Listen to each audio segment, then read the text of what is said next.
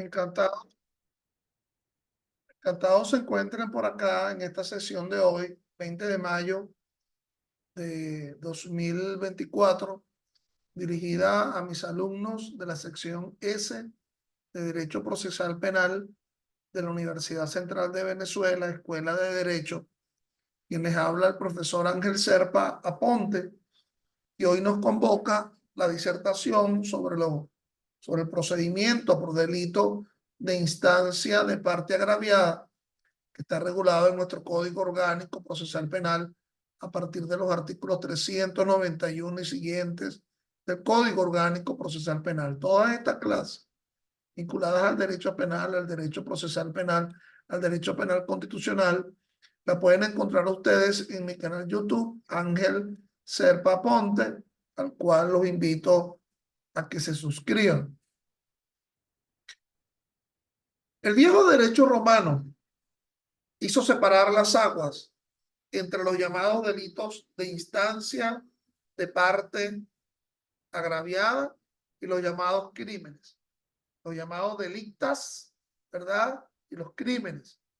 Los delitos de acción pública son aquellos delitos que en aquel momento ofendían la majestad de la Pax Romana, y los delitos de instancia de parte agraviada ofendían directamente a una víctima en concreto, y no era a través, sino a través de instaurar la acción por parte de la víctima que se instauraba el proceso. Bueno, ello ha quedado hasta nuestras épocas, hasta nuestro siglo, en la división entre el llamado procedimiento por delito de acción pública, que son el 99,9,9% de los delitos que se conocen en el ámbito penal, y los llamados delitos de instancia de parte agraviada. Creo que el nombre lo está indicando todo.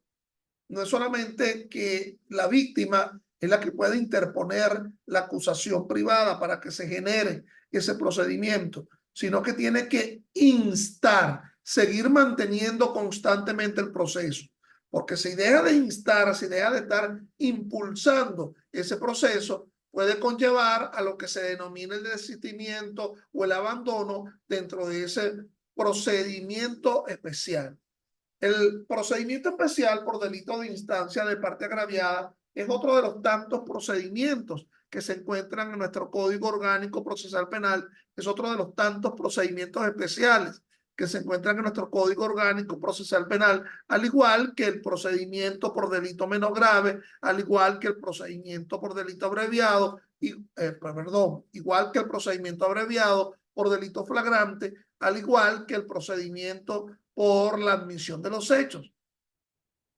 Entonces, les decía yo en la clase anterior que los procedimientos especiales no solamente se encontraban dentro del propio Código Orgánico Procesal Penal conjuntamente con el procedimiento ordinario, sino que también se encuentran en leyes orgánicas especiales, tales como la Ley de Protección de Niños, Niñas y Adolescentes, cuando hablamos del sistema penal de responsabilidad de adolescentes, cuando hablamos de el procedimiento de la ley orgánica sobre los derechos de la mujer a una vida libre de violencia, cuando hablamos del procedimiento de violencia de género, así como hablábamos del Código Orgánico de Justicia Militar, el procedimiento especial para el enjuiciamiento de los llamados delitos militares.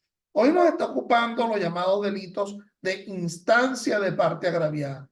¿Cuándo identificamos cuando un delito es de instancia de parte agraviada? Cuando se da dicha mención en la propia descripción, en el propio tipo penal. Es lo que en el derecho penal se llama un requisito de procedibilidad, los llamados requisitos de procedibilidad que se verifican en el ámbito de la dogmática jurídico-penal. Cuando en el propio tipo penal indica este delito, para instaurar el proceso de este delito, será a través de acusación privada o será a través de querella. Entonces está hablando de que el procedimiento le corresponde.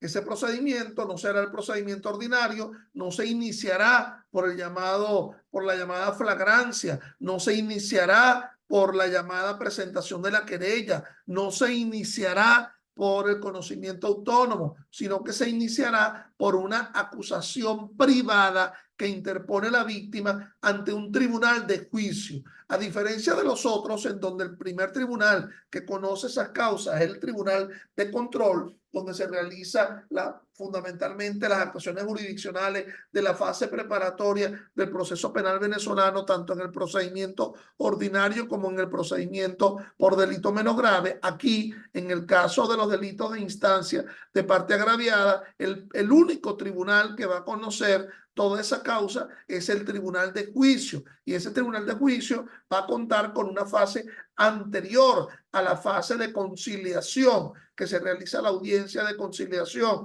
la fase de conciliación y la fase de juicio. Todo se irá a realizar ante el propio tribunal de juicio. Pero ese tribunal de juicio, para que se inicie este procedimiento, debe conocerlo a través de la presentación de la acusación privada.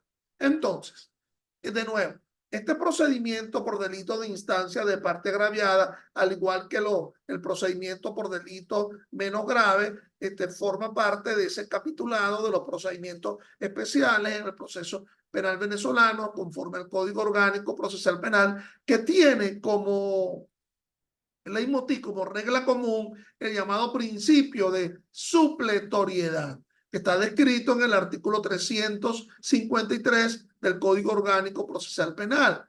Como alguna alumna respondió en la etapa previa al inicio de nuestra disertación. En ese 353 se nos indica: en los asuntos sujetos a procedimientos especiales son aplicables las disposiciones establecidas específicamente para cada uno de ellos en este libro, es decir, en el libro tercero del Código Orgánico Procesal Penal. En lo no previsto, y siempre que no se opongan a ellas, se aplicarán las reglas del procedimiento ordinario. Entonces, este principio de supletoriedad, ¿verdad? Es un buen ejemplo, ¿verdad?, de cuando se acoge una norma que sea más o menos similar para regular un aspecto que todavía no haya sido regulado de forma expresa. En el ordenamiento, en este caso el ordenamiento adjetivo, no se podría hablar de que es un tema de costumbre, ¿verdad? No se podría hablar de que es costumbre como fuente del derecho. Veamos lo que nos dice un voto salvado del magistrado Angulo Fontivero a la sentencia 15 del 6602 en la sala plena del Tribunal Supremo de Justicia. Proceso es sinónimo de pleito, sumario, juicio, vista, procedimiento y causa, conforme a Fernando Corripio, Gran Diccionario de Sinónimos. Y causa, según este mismo diccionario, es sinónimo de caso, proceso, sumario, pleito, litigio, juicio.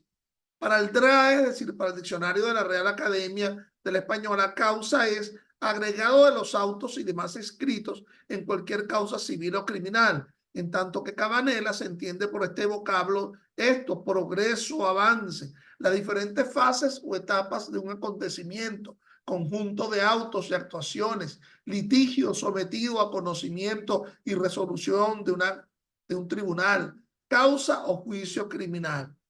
Procedimiento. En materia penal, la causa se inicia una vez que se da inicio a la investigación, y a diferencia de lo que ocurre en una causa civil, mercantil o laboral, no hace falta una actividad jurisdiccional para que el proceso o la causa penal se inicie, y por lo tanto puede existir causa penal sin que éste haya sido elevado al conocimiento del juez. Bueno, fundamentalmente ello ocurre en el procedimiento ordinario y en otros procedimientos especiales. Pero en este caso, en el caso del procedimiento especial por delito de instancia de parte agraviada, digamos, el primer acto de procedimiento que se coloca es la puesta en conocimiento ante un juez. Bien sea que la acusación privada, se llama así, acusación privada, no confundirla con la acusación particular propia o la acusación pública. Esa acusación privada se interpone directamente ante el tribunal de juicio, o la víctima, la que va a presentar la acusación privada, antes de presentar la acusación privada, se dirige ante un tribunal de control por vía de la oficina distribuidora de causa y solicita un auxilio judicial, presenta una solicitud de auxilio judicial. Ese auxilio judicial a los fines de que ese tribunal de control, al considerar que es válido la solicitud de ese auxilio judicial, lo decida y en consecuencia le remita las actuaciones a un fiscal superior del Ministerio Público para que el fiscal superior le asigne la causa a un fiscal subalterno y ese fiscal subalterno auxilie a la víctima que todavía no ha presentado acusación privada, auxilie en lo que se le está pidiendo a los fines de que esa víctima eventualmente pueda presentar la acusación privada. Entonces, nótese esa distinción entre este procedimiento especial y otros procedimientos especiales en donde sí existe una actuación previa por parte del órgano jurisdiccional, bien sea por vía de la concesión del auxilio de allanamiento, de conceder una orden de aprehensión, de la realización de una prueba anticipada. Veamos lo que dice la sentencia 6 del 14.1.10 de la Sala Plena del Tribunal Supremo de Justicia, con respecto a esa supletoriedad del artículo 353. Vale mencionar asimismo el contenido del Código Orgánico Procesal Penal, según el cual supletoriedad de la disposición transcrita supra se coligue que son perfectamente aplicables las normas relativas a los delitos de acción pública en aquellos casos o juicios instaurados por delitos que solo pueden ser enjuiciados previo requerimiento o instancia de la víctima, de conformidad con el artículo 26 del Código Orgánico Procesal Penal. Veamos otro criterio sobre el artículo 353 que hace el magistrado Angulo Fontivero de la Sala de Casación Penal a la sentencia número 48 del 21-1101. Se podrá aplicar por analogía lo dispuesto en este procedimiento especial. Por lo tanto, mis amigos, la supletoriedad no es más que una muestra de analogía. Recuerden que la analogía que se aplica es la analogía que se aplique in bonam parte. La analogía, dice la sentencia, no puede emplearse en el derecho penal sustantivo a excepción de cuando sea in bonam parte, pero sí puede usarse en el derecho penal adjetivo o formal o procesal y máxime si no cercena derecho, sino los convalida. En los delitos de acción privada le corresponde el ejercicio de la acción penal a la víctima. No pesa sobre el Ministerio Público la obligación de garante en torno a tales juicios de acción privada y por ende se ve relevado de la obligación de actuar en los mismos. Podría hacerlo en los casos de auxilio necesario que contempla el Código Orgánico Procesal Penal, pero esa actuación del Ministerio Público sería eventual, pues depende de la orden que reciba el efecto de un tribunal y asimismo limitarse su iniciativa a las diligencias que le sean ordenadas por ese tribunal. No existe ab initio ninguna obligación de actuar y solo la habría ilimitadamente si un tribunal lo juzga pertinente. Parte ofendida o agraviada es la ofendida y no más nadie, ni la sociedad ni el Estado. No se comprende, por consiguiente, cómo puede darse por ofendido un ministerio público que no lo ha sido. Existe una única disposición en el Código Orgánico Procesal Penal mediante la cual el Ministerio Público asume la obligación del ejercicio de la acción penal por hechos punibles que han sido considerados de acción penal, y es en los casos de los delitos de instancia privada previsto en los capítulos 1, 2 y 3 del título octavo del libro segundo del Código Penal. Aunque el Código Orgánico Procesal Penal tiene muy pocas remisiones al Código de Procedimiento Civil de Venezuela, creemos que el artículo 7 de este último cuerpo normativo existe un principio que permite al juez admitir, cuando la ley no señala la norma de realización de un acto, que todas aquellas fórmulas procedimentales que el juez considere idóneas para lograr tal fin, tratándose de una garantía constitucional que otorga a toda persona el artículo 26 de la Constitución. Entonces es interesante que abordemos esta supletoriedad como un ejemplo de analogía, es decir, una analogía en buena parte en el sentido que el procedimiento especial no lo tenía previsto, esa regulación y más. Sin embargo, con respecto a ese acto procesal, sí lo tenía previsto el procedimiento ordinario y esa aplicación se hace siempre que no se vulneren los principios de ese procedimiento especial. Entonces, de allí esa distinción. Vamos a ver. Ese procedimiento por delito de instancia de parte agraviada va a comenzar con una acusación privada. La acusación privada que interpone la víctima, auxiliada, asistida con su abogado ante un tribunal de juicio. Pero pudiera ser que esa acusación privada requiriera previamente un auxilio judicial, como lo he dicho con anterioridad. Ese auxilio judicial no se le va a solicitar al juez de juicio, sino que se le va a solicitar al juez de control. Es decir, habrán acusaciones privadas que no requieran auxilio judicial y habrán acusaciones privadas que sí requieran auxilio judicial. Veamos lo que nos establece la doctrina y alguna jurisprudencia. Primera distinción, con o sin auxilio judicial. Vamos a ver lo que nos dice la sentencia 234 del 14 de marzo del año 05 de la Sala Constitucional. La figura del auxilio judicial confiere a la víctima que pretenda constituirse en acusador privado la potestad de solicitar al juez de control que ordene la práctica de una investigación preliminar para identificar al acusado, determinar su domicilio o residencia, acreditar el hecho punible o para recabar elementos de convicción. Repito, solicitará el auxilio judicial la víctima previamente ante el Tribunal de Control en esas cuatro hipótesis. Si se trata de identificar al acusado, determinar su domicilio o residencia, acreditar el hecho punible o para recabar elementos de convicción. Si el juez de control estima que efectivamente los hechos configuran un delito de acción privada y que es procedente la solicitud, ordenará al Ministerio Público la práctica de las diligencias.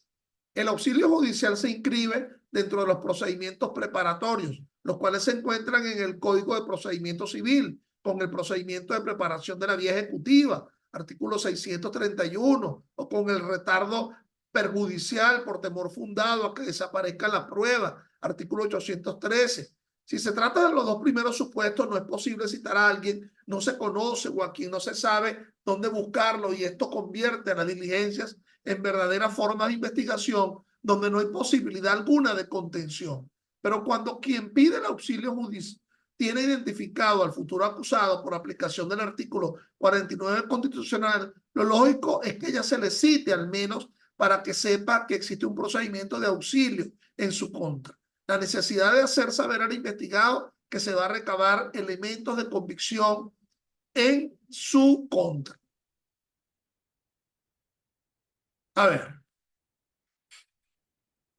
La difamación es un delito de instancia de parte agraviada. Artículo 442 del Código Penal. La apropiación indebida simple.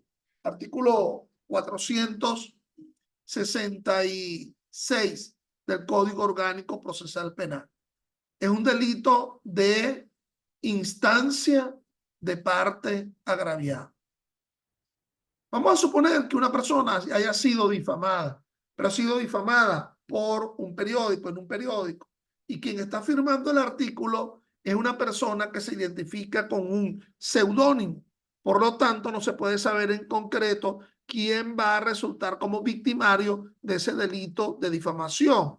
Y por lo tanto, se solicita al juez de control un auxilio judicial para que ese juez de control, al aceptarlo, aperciba al fiscal del Ministerio Público para que ese fiscal del Ministerio Público se dirija al dueño del periódico para que el dueño del periódico le indique a quién es la persona que en esa columna que se identifica con un anónimo es quien efectivamente difamó a otro. Imagínense ustedes cuando habían los cheques. Cuando habían los cheques, emisión de cheques sin provisión de fondo. Ese era otro tipo de delito de instancia de parte agraviada conforme al Código de Comercio.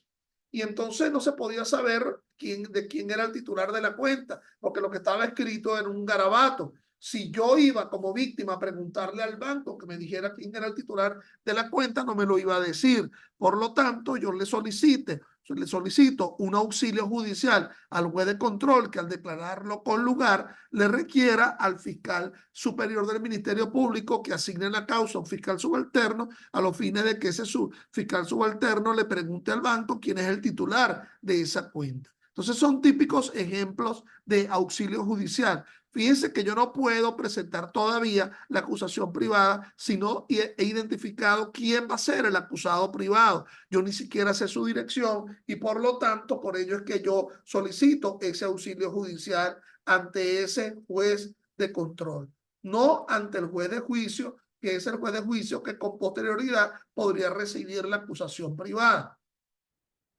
Esa solicitud de auxilio judicial está descrita en el artículo 393, 391. La víctima que pretenda constituirse en acusador privado podrá solicitar al juez de control que ordene la práctica de una investigación preliminar para identificar al acusado, determinar su domicilio, acreditar el hecho punible o recabar los elementos de convicción. La solicitud de la víctima deberá contener su nombre, domicilio y cédula, el delito por el cual pretende acusar, todavía no lo ha hecho, con una relación detallada de las circunstancias que permitan acreditar su comisión, incluyendo, de ser posible, el lugar, día y hora aproximada, justificación acerca de su condición de víctima y el señalamiento expreso y preciso de las diligencias que serán objeto de la investigación preliminar. Fíjense, la tramitación del auxilio judicial está descrita en el propio código. Si el juez de control considera que se trata efectivamente de un delito de acción privada, luego de verificada la procedencia de la solicitud, ordenará al Ministerio Público o al órgano de autoridad competente la práctica de la diligencia expresamente solicitada por quien pretenda constituirse en acusador privado. Una vez concluida la investigación preliminar, se llamaría así entonces investigación preliminar, sus resultas serán entregadas por el juez de control en original a la víctima, dejando copias certificadas de las mismas en el archivo. La decisión del juez o jueza de control que niegue la práctica de la investigación preliminar podrá ser apelada por la víctima dentro de los 5 días hábiles siguientes a su notificación. Nótese que en alguna oportunidad yo les mencionaba a ustedes que existe por la sentencia 902 de la Sala Constitucional del año 2018, que cuando en el procedimiento ordinario el fiscal lo que hace es presentar el archivo fiscal o la solicitud de sobreseimiento, la Sala Constitucional ha dicho que la víctima puede presentar su acusación particular propia. No vayan a confundir con este procedimiento. Estoy hablando de un procedimiento por delitos de acción pública. Y cuando la víctima, en ese caso, conforme a la sentencia 902 del año 2018 de la Sala Constitucional, presente una acusación particular propia, puede solicitarle un auxilio judicial al juez de control. Fíjense que acá, en virtud de esta sentencia, se están traspasando los términos. Más bien se está pidiendo un instituto que pertenece al procedimiento especial, que es el procedimiento por delito de instancia de parte agraviado, al procedimiento ordinario, en lugar de ser lo contrario, como establece el artículo 393 en el caso de la supletoriedad, donde se traspasa un instituto del procedimiento ordinario al procedimiento especial. Entonces, en ese caso, por la sentencia 902 del año 18, al juez de control de verdad se le pide un auxilio judicial, ese juez de control hará lo mismo que se describe en el auxilio judicial del 391. Solicitará al fiscal superior que asigne un fiscal subalterno a los fines de que ese fiscal subalterno pueda ayudar a la víctima a presentar su acusación particular propia. Veamos algún ejemplo de inadmisión de una solicitud de auxilio judicial. Esta es una sentencia del juez cuarto de control con sede en Coro, cuarto de control con sede en Coro Falcón, del 21-10. El ciudadano realizó y dirigió un programa televisivo denominado por la estación de televisión, en el cual hizo señalamientos difamatorios e injuriosos que atentan contra mi dignidad. Amerita realizar una investigación preliminar, la cual tiene por objeto recabar elementos de convicción para acreditar el hecho punible que pretendo intentar contra el referido y en consecuencia requiere de la estación de televisión la grabación del programa televisivo transmitido y dirigido por el prenombrado ciudadano por esa estación televisiva el día. Como bien se desprende del lacónico, dice ahora el juez, lo anterior era solicitado por la víctima en el auxilio. Ahora viene la decisión del juez. Como bien se desprende del lacónico relato del escrito del solicitante, sin embargo, no cumplen expresar la relación detallada de las circunstancias que permitan acreditar su comisión. No hay relación detallada que permitan acreditar o estimar que se trata efectivamente de la comisión del delito de difamación. No indica cuáles fueron las expresiones, hechos, actos, dibujos, escritos, etcétera, que profirió, exhibió o presentó el presunto imputado en el programa televisivo al que hace referencia en relación a específica la expresión o narración detallada de las circunstancias que permitan acreditar la comisión del delito de difamación agravada, lo cual impide al juez estimar o considerar que se está en presencia de un delito de naturaleza privada único, niega el auxilio judicial. O sea, aquí se negó el auxilio judicial. Por favor, para que ingresen a la segunda parte de la clase de hoy, por favor, utilicen las mismas coordenadas que utilizaron para ingresar en la primera. Nos vemos.